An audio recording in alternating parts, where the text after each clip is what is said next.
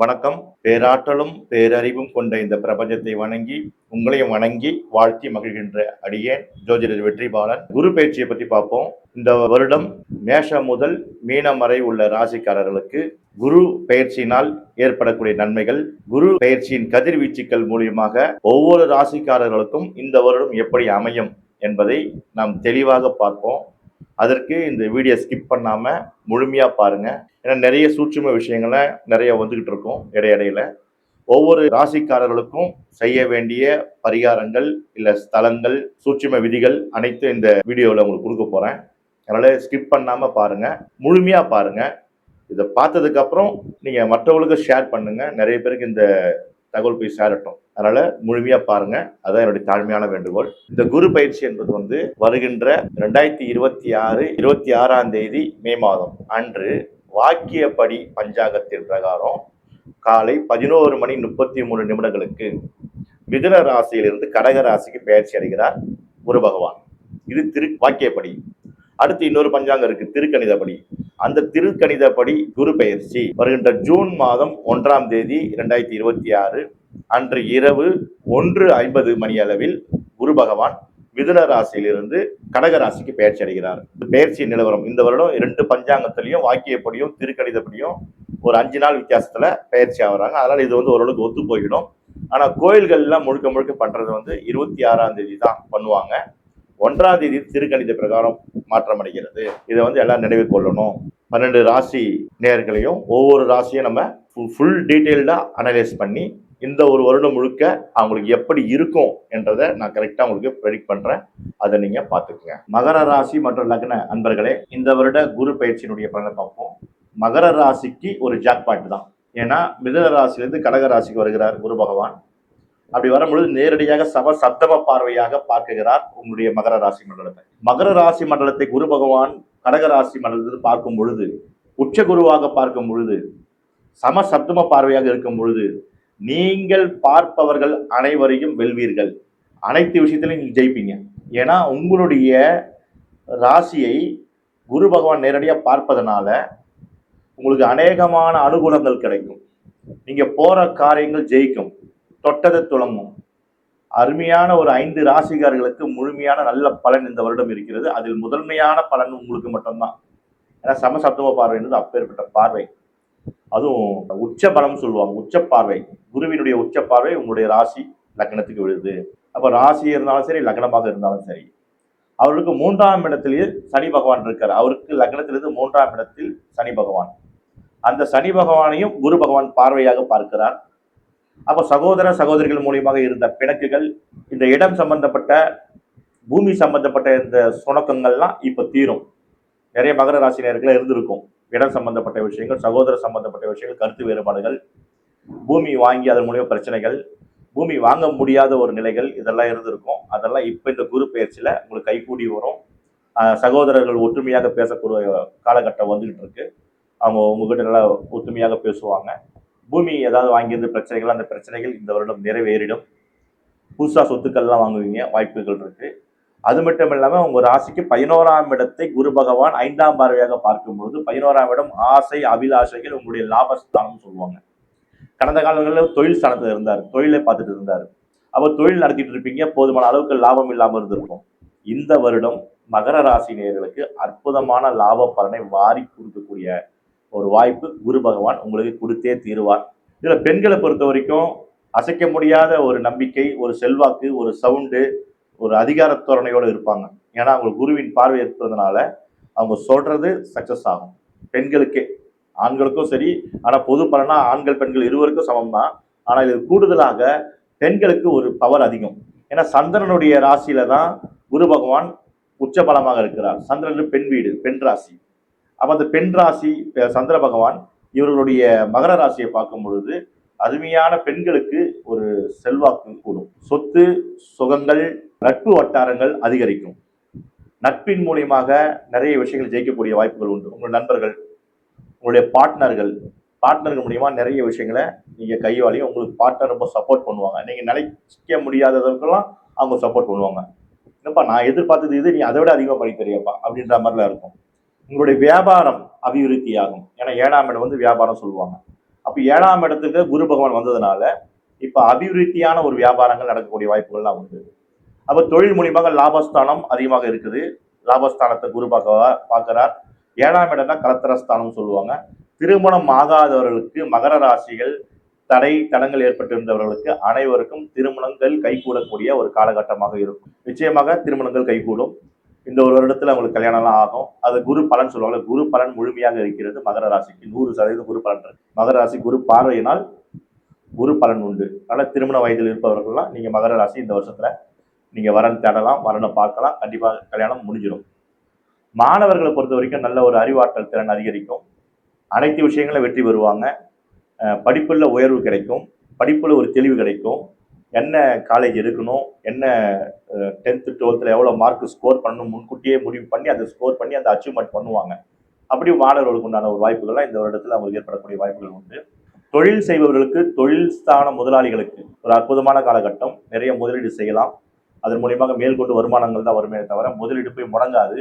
முதலீடு போட்ட உடனே அதுக்கு மேற்கொண்டு நமக்கு நிறைய வருவாய்கள் வரதெல்லாம் வாய்ப்பு உண்டு. அதனால தைரியமா அவங்க செய்யலாம். வேலையாட்கள், நாங்கள் காலையில் 9 மணிக்கு போகிறோம் சார், நைட்டு தான் வரோம் வீட்டுக்கு, இதுதான் எங்கள் ரொட்டீன் ஒர்க்கு, நாங்கள் வேறு எந்த ஒரு இதையும் நாங்கள் அனுபவிக்க முடியல, ஒரு வெளியே போய் சுத்த முடியல, ஒரு வெளியே போய் பார்க்க முடியல, ப்ரொமோஷன் கேட்க முடியல, சம்பள உயர்வு இல்லை, இப்படிலாம் நொந்துக்கிட்டு இருந்தவங்களுக்கு இந்த வருடம் ஒரு அருமையான வருடம். அவங்களுக்குலாம் இந்த வருடம் வந்து கை மேலே பலன். நீங்கள் போய் சும்மா ஒரு வார்த்தை கேட்டால் மட்டும் போதும், அவங்க போட்டு கொடுத்துருவாங்க. போனஸ் கிடைக்கலாம். ரெண்டாவது ஒரு அதிகாரப்பூர்வமாக கம்பெனி மூலியமாக உங்களுக்கு கிடைக்கக்கூடிய வாய்ப்புகள்லாம் உண்டு. அரசு உத்தியோகத்தில் போகக்கூடிய நிறைய பேர்லாம் இந்த வருடத்துல மகர ராசி மற்ற லக்னக்காரர்கள் அரசு உத்தியோகத்தில் நிறைய பேர் போவாங்க. அவங்களாம் வாய்ப்பு இருக்கு. ஏன்னா அரசாங்கத்தினுடைய கட்டுப்பாட்டில் இருக்கக்கூடிய பேங்க் செக்டார்ஸ்க்கெல்லாம் போறதுக்கெல்லாம் வாய்ப்பு உண்டு. அப்புறம் வந்து அரசு உயர் அதிகாரிகளாக பதவி ஏற்கக்கூடிய வாய்ப்புகள்லாம் உண்டு. அதனால கவர்மெண்ட் எக்ஸாம்லாம் எழுதுங்க. இந்த வருஷம் வந்து மாணவர்கள் படிச்சு அவங்க யூபிஎஸ்சி எக்ஸாம், டிஎன்பிசி எக்ஸாம் இதெல்லாம் எழுதுங்க. 100% ஜெயிச்சு கவர்மெண்ட்டுக்குள்ள போறதுக்கு வாய்ப்புகள் நிறைய உண்டு. அது மட்டும் இல்லாமல் இப்போ நான் சொன்ன ப்ரெடிக்ஷன் எல்லாமே எல்லாரும் கேட்கும் போது நான் சொல்கிறேன், நல்லா இருக்கு சார், நீங்கள் சொல்கிற ப்ரெடிக்ஷன் நல்லா தான் இருக்குது, கரெக்டாக இருக்குது, இப்படி நடந்தாலே போதும், நாங்கள் ஹாப்பி ஆகிடுவோம்னு சொல்கிறாங்க. ஆனால் சிலர் என்ன சொல்கிறாங்கன்னா கமெண்ட் பண்ணுறாங்க, நீங்கள் சொல்கிற ப்ரெடிக்ஷன் மாதிரி எங்களுக்கு நடக்க மாட்டுது, எங்களுக்கு சுத்தமாக வந்து அந்தளவுக்கு நீங்கள் சொல்கிற எஃபெக்ட் மாதிரி எங்களுக்கு தெரியவே மாட்டுது, அப்புறம் எப்படி நான் தொழில் செய்யலை, ஒரு வேலையாக தான் இருக்கேன், ஆனால் நீங்கள் மகர ராசிக்கு தொழில் செய்ய நல்ல லாபம் வரும்னு சொல்கிறீங்க, அப்போ நான் வேலை செஞ்சுட்டு இருக்கேன், நான் வேலையை விட்டுட்டு தொழில் செய்ய முடியுமா, இப்படிலாம் கூட கேட்குறாங்க. சரி, அவங்களுடைய எதிர்பார்ப்பா தானே. ஏன்னா நான் எப்பவுமே கடைசி வரைக்கும் வேலை செஞ்சே போயிடணுமா, நானும் ஒரு தொழில் செய்யக்கூடாது, நானும் ஒரு முதலாளி ஆகக்கூடாது நினைப்பு இருக்கும் இல்லையா, எல்லாருக்குமே இருக்கும். இது பொதுவான ஒரு ஆசை தானே. அப்படி இருந்தால் நீங்க உங்களுடைய சுய ஜாதகத்தை ஒரு தடவை பரிசோதிக்க செய்யணும். சுய ஜாதகத்துல உங்களுக்கு யோகாதிபதியாக இப்போ உங்களுடைய ராசியாதிபதி யாருன்னா சனி பகவான். மகர ராசிக்கும் கும்ப ராசிக்கும் ராசியாதிபதி சனி பகவான். அந்த ராசியாதிபதியாகிய சனி பகவான் உங்களுக்கு ராசி கட்டத்துல எப்படி இருக்காருன்னு பார்க்கணும். அது மெயின். எல்லாருடைய ஜாதகத்திலையும் ஒரு 2 கிரகங்கள் சுப பலனை கொடுக்கும், யோக பலனை கொடுக்கும். ஒரு 2 கிரகங்கள் அவயோக பலனை கொடுக்கும், அசுப பலனை கொடுக்கும். அது எந்தெந்த கிரகம்னு முதல்ல தெரிஞ்சுக்கணும். ஏன்னா நீங்களாம் என்னுடைய சப்ஸ்கிரைபர், என்னுடைய ஃபாலோவர்ஸ், கண்டிப்பா நீங்க இதெல்லாம் தெரிஞ்சு வச்சுக்கணும்.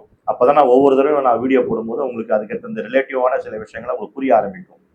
ஓ ஐயா இப்படிதான் சொல்றேன், இதுக்காக சொல்றாருன்னு சொல்லிட்டு உங்களுக்கு புரிய ஆரம்பிக்கும். அதனால மெயினா நீங்க வந்து உங்களுடைய யோகாதிபதி யார் தெரிஞ்சுக்கணும், உங்களுடைய கரணாதிபதி யார் தெரிஞ்சுக்கணும், உங்களுக்கு அவயோகாதிபதினு யார் தெரிஞ்சுக்கணும், உங்களுடைய முடக்காதிபதி யார், இதெல்லாம் நீங்க தெரிஞ்சுக்கணும். இது ஒவ்வொரு சார்ட்டும் வந்து ஒவ்வொருத்தருக்கும் மாறுபடும்.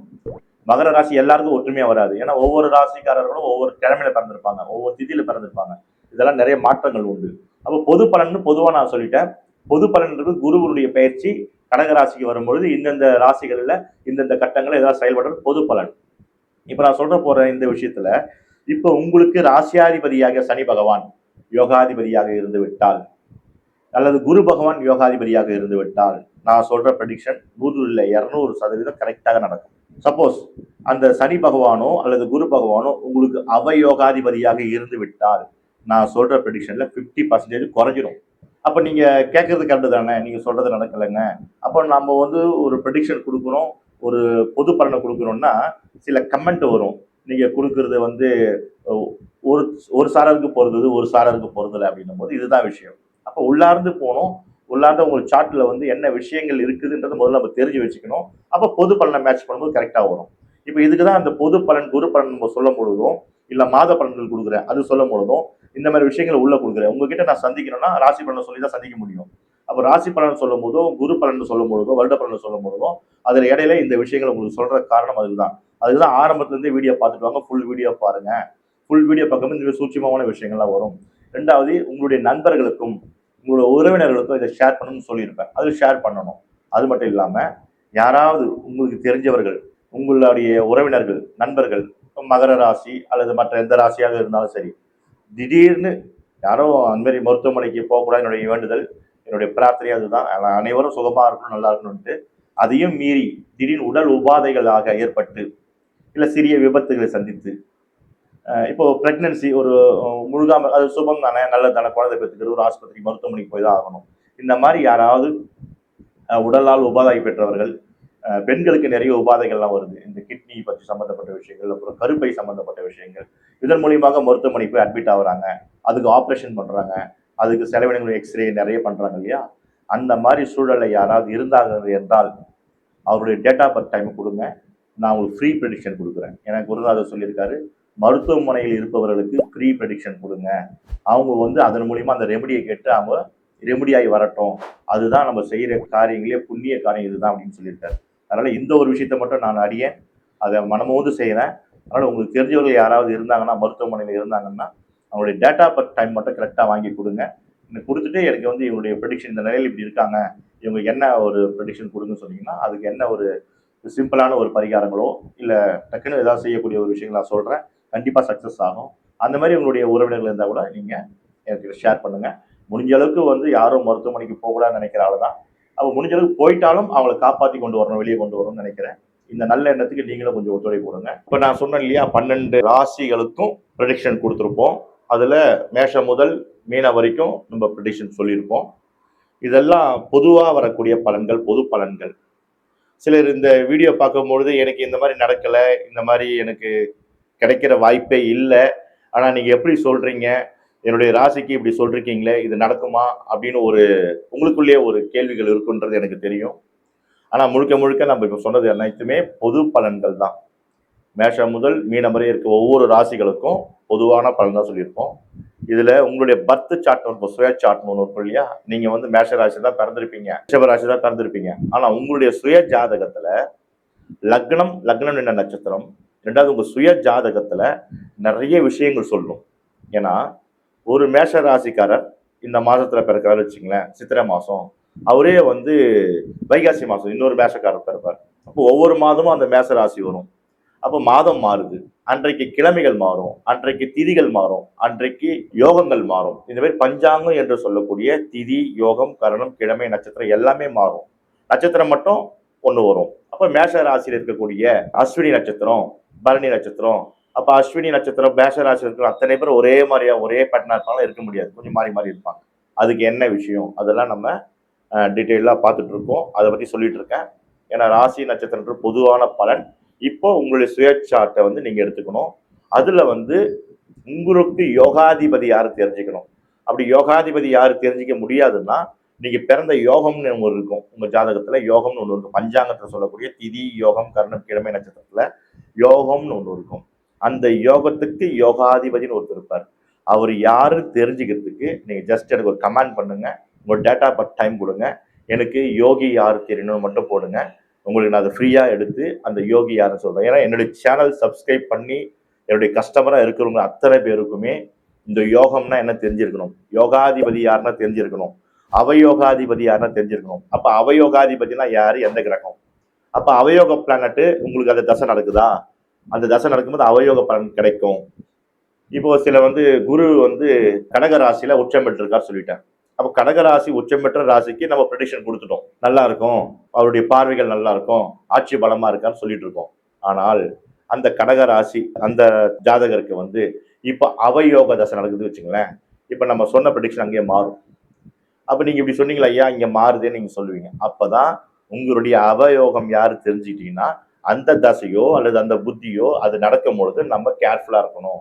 இது தெரிஞ்சுக்கிறதுக்கு தான் கம்பல்சரி உங்களுடைய யோகம்னா என்னன்னு தெரிஞ்சுக்கணும். நீங்க பிறந்த திதிக்கு என்னென்ன கோயில்களுக்கு போகணும்னு தெரிஞ்சுக்கணும். அதெல்லாம் நான் உங்களுக்கு சொல்லித்தரேன். அதாவது என்னுடைய கஸ்டமரா வந்து சப்ஸ்கிரைப் பண்ணி உள்ள வந்துட்டீங்கன்னா நிச்சயமாக உங்களுக்கு உங்களுடைய யோகாதிபதி யாரு, உங்களுடைய கரணாதிபதி யாருன்னு சொல்லக்கூடியது என்னுடைய கடமை. அப்ப நீங்க வந்து எனக்கு இதுல கமெண்ட்ஸ்ல வந்து நீங்க கொடுங்க, உங்களுக்கு டேட் ஆஃப் பர்த் டைம் கொடுத்துட்டு என்னுடைய யோகி யார் தெரியணும், அவ யோகி யார் தெரியும் சொன்னீங்கன்னா கண்டிப்பா நான் உங்களுக்கு அதனுடைய ரிசல்ட்டை கொடுக்குறேன். இப்போ வந்து பொதுவா வந்து குரு பகவான் அப்படி எடுத்துட்டோம்னாக்கா, குரு பகவான் யோகமாக ஒரு 3 வீடு இருக்கு. குரு பகவானுக்குன்னு ஒரு 3 வீடு இருக்கு. அப்போ ஒவ்வொரு ராசிகள் சொல்லும் பொழுதும் நான் சொல்லிட்டு வரேன். குரு பகவானுக்கு இருக்கிற 3 ராசிகள் வைத்திருதி என்ற ஒரு யோகம், இன்னொரு சூலம் என்ற நாம யோகம், இன்னொன்று வரியால் என்ற நாம யோகம். இந்த 3 யோகங்களும் குரு பகவான் இவர்களுக்கு யோகமாக இருப்பார். இப்ப இந்த குரு பலனை பார்த்தோம், குரு பயிற்சியினுடைய பலனை பார்த்தோம். இந்த 3 யோகத்தில் பிறந்தவர்களுக்கு கண்டிப்பாக நிச்சயமாக குரு அபரிவிதமான பலன்களை கொடுப்பார். அப்ப இந்த 12 ராசிக்காரர்களுக்கு இந்த யோகத்தில் குரு பகவான் இருக்கிறாரான்னு முதல்ல அவங்க ஜாதகத்துல அவங்க பிறந்த அன்னைக்கு அந்த யோகம் இருந்துதா, வரியால் என்ற யோகம், சூலம் என்ற யோகம், வைத்திருதி என்ற யோகம் இருந்துதான் நம்ம செக் பண்ணிட்டோம்னாக்கா உங்களுக்கு அடிச்சது ஜாக்பாட் நம்ம கிளீனா சொல்லிடலாம். இந்த 3 யோகத்தில் பிறந்தவர்களுக்கு குரு பகவான் எங்கெங்கெல்லாம் வரும்போது பலன் சொல்லியிருக்கணும், எந்தெந்த ராசிகள்லாம் சொல்லியிருக்கணும், அவங்களுக்கு எல்லாம் ஜாக்பாட் அபரிவிதமாக கண்டிப்பாக நிச்சயமாக அடிக்கும். அதுல ப்ரெடிக்ஷன்ல மாற்றமே இருக்காது. 100% கரெக்டா நடக்கும். அப்ப பொது பலனா சொல்லும் பொழுது சில பேருக்கு நடக்கலன்னு சொல்லிட்டு வருத்தப்படுறாங்க. அதனால ஜோதிடத்தின் மேலேயே வந்து சந்தேகப்படுறாங்க, ஜோதிடர்களே சந்தேகப்படுறாங்க. ஏன்னா அவர் பாட்டு சொல்லிட்டு இருப்பாருங்க, அவர் பாட்டுக்கு நிறைய கமெண்ட்ஸ் பாக்குறோம். மற்ற ஜோதிடர்களுடைய கமெண்ட்ஸ்லாம் வந்து அப்படிதான் இருக்கு. அந்த கமெண்ட் சொல்லும் போது இவங்கெல்லாம் இப்படிதான் சொல்லிட்டு இருப்பாங்கலாம் சொல்றீங்க, அதெல்லாம் வேண்டாம். நல்லபடியா பாருங்க, நல்லபடியா சொல்லுங்க. இல்லையா பிடிக்கலையா நீங்க போயிட்டே இருங்க. ஏன்னா நிறைய பேருக்கு ஜோதிடம் என்றது பிடிக்காது, கடவுள் பக்தி இல்லாம இருப்பாங்க. அவங்களை வந்து திருத்தவோ இல்ல மாத்தவோ எதுவும் பண்ண முடியாது. அதனால நம்ம என்ன பண்றோம்னா, நம்ம ஜாதகம் தெரியுதோ தெரியலையோ சொல்றாங்க, அதை பற்றி ஃபாலோ பண்ணிட்டு வரலாம். ரெண்டாவது, அந்த ஜாதகத்தினுடைய அடிப்படையை என்னன்னு முதல்ல பேசிக்கா நம்ம தெரிஞ்சுக்கணும். இந்த பொது பலனை வச்சே நீங்க உங்க ஜாதகத்தை அனலைஸ் பண்ண கூடாது. அதுக்குதான் நான் மறுபடியும் சொல்லிட்டு வரேன். சரிங்களா? அதனால நீங்க வந்து நம்மளோட தொடர்பு கொள்ளுங்க, உங்களுடைய சப்ஸ்கிரைபை பண்ணுங்க. ரெண்டாவது வந்து இதை மற்றவங்களுக்கு ஷேர் பண்ணுங்க. நீங்க எனக்கு கமெண்டும் கொடுங்க, கமெண்ட்ஸ்க்கு நான் பதில் கொடுக்குறேன் கண்டிப்பா. அதனால இந்த ஒரு நிலையில நம்ம இந்த ஜோதிட ரீதியான ஒரு உண்மை தாத்பரியத்தோட நம்ம பயணித்தோம்னால் கண்டிப்பாக நிச்சயமாக இந்த பிரபஞ்சத்தினுடைய கதிர்வீச்சு, கோள்களுடைய கதிர்வீச்சு நமக்கு நன்மையே செய்யும். அப்ப நன்மை செய்யக்கூடிய கதிர்வீச்சு என்ன, நன்மை செய்யக்கூடிய கோள்கள் எது என்பதை நாம் தெரிந்து கொள்ள வேண்டும். அப்ப கதிர்வீச்சு எப்படி நமக்குள்ள வருது, நம்ம உடம்புக்குள்ள அது எப்படி செயல்படுது என்ற விஷயங்கள்லாம் நான் உங்களுக்கு நிறைய சொல்ல கடமைப்பட்டிருக்கேன். அதெல்லாம் உங்களுக்கு அடுத்தடுத்த வீடியோவில் நான் உங்களுக்கு சொல்றேன். அதனால நீங்க வந்து நம்மளுடைய சேனலை சப்ஸ்கிரைப் பண்ணிட்டு உள்ள வந்தால் தான் உங்களுக்கு அடுத்தடுத்த விஷயங்கள்லாம் உங்களுக்கு வந்து சேரும் என்று தெரிவித்துக் கொண்டு, நான் உங்கள் ஜோதிடர் வெற்றிபாலன், திருவள்ளூர்ல இருந்து. அனைவருக்கும் வணக்கங்கள், வாழ்த்துக்கள்.